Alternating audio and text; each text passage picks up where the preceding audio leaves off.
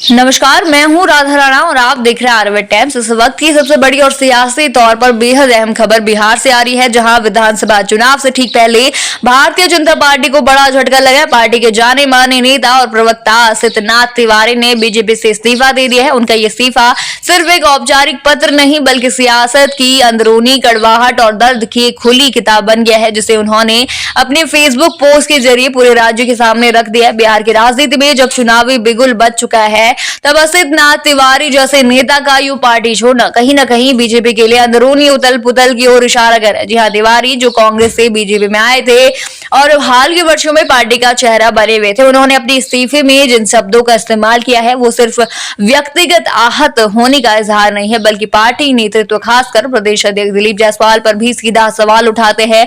असितनाथ तिवारी ने फेसबुक पर जो पोस्ट किया उसने पूरे राजनीतिक गलियारों में हलचल मचा दी है। उन्होंने लिखा, हाल के दिनों में बड़ी अपराध की घटनाएं और पीएमसीएच में रेप की शिकार बच्ची के साथ जो अमानवीय व्यवहार हुआ है, उस पर प्रदेश अध्यक्ष का रवैया चौंकाने वाला रहा। वीआईपी कल्चर में जीने वाले नेताओं को आम आदमी की तकलीफों से क्या वास्ता, इस एक लाइन ने सत्ता पक्ष की संवेदनशीलता पर सीधा प्रहार किया है। उन्होंने साफ कहा कि जब उन्होंने इन मुद्दों पर आवाज उठाई तो पार्टी अध्यक्ष नाराज हो गए। असित तिवारी का ये आरोप कि बच्ची को एम्बुलेंस में घंटों तड़पते रहने के बावजूद बेड नहीं मिला और जब उन्होंने इसकी आलोचना की तब पार्टी में उनकी आवाज को दबाने की कोशिश की गई।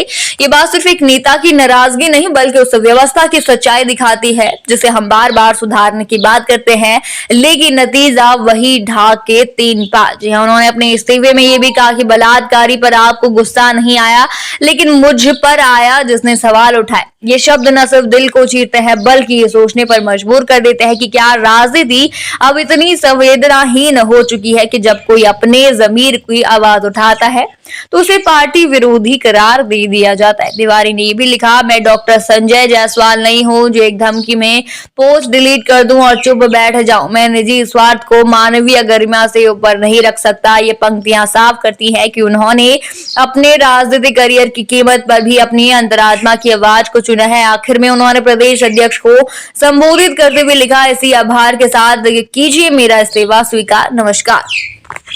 अब सवाल ये उठता है कि क्या ये इस्तीफा महज एक व्यक्ति का निर्णय है या फिर पार्टी में अंदर ही अंदर चल रही नाराजगी की एक बड़ी झलक? क्या अन्य नेताओं की भी ये स्थिति है जो अभी खुलकर सामने नहीं आ रही है? क्या ये घटना आने वाले चुनाव में बीजेपी की छवि और पकड़ को प्रभावित करेगी या नहीं? अब देखना ये होगा कि बीजेपी का नेतृत्व क्या इस्तीफे को किस नजर से देखता है, कैसे एक व्यक्तिगत निर्णय मानकर नजरअंदाज कर देगा या फिर इससे कुछ सबक लेकर पार्टी के भीतर की आवाजों को सम्मान देने की ओर कदम बढ़ाएगा। फिलहाल तो बिहार की सियासत में एक बार फिर हलचल है। चुनावी माहौल में जहां सभी दल एक दूसरे पर हमला बोलने में लगे हैं, वहीं बीजेपी को अपने ही खेमे से आए इस चोट का जवाब देना होगा, न सिर्फ मीडिया को बल्कि अपने कार्यकर्ताओं और जनता को भी। आप क्या सोचते हैं इस पूरे मुद्दे पर? हमें कमेंट सेक्शन में जरूर बताइए और बने रहिए आरवे टाइम्स के साथ ही चैनल को सब्सक्राइब करना न भूलें और हमारी फेसबुक और वेबसाइट के साथ भी जरूर जुड़ें।